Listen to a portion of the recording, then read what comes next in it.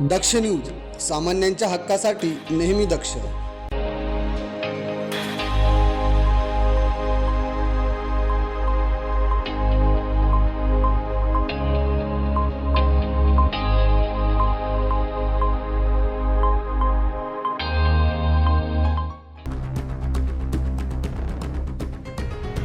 18 वर्षांपासून चोरीच्या 2 गुन्ह्यातील फरार आरोपीस जेरबंद करण्यात गुन्हे शाखा युनिट 2ला यश आलंय.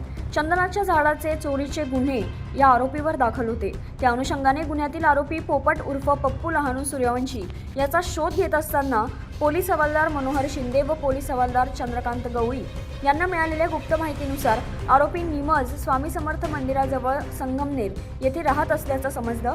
त्यानुसार पोलिसांनी त्या ठिकाणी सापळा लावून पोपट उर्फ पप्पू लहानू सूर्यवंशी यास ताब्यात घेतलंय.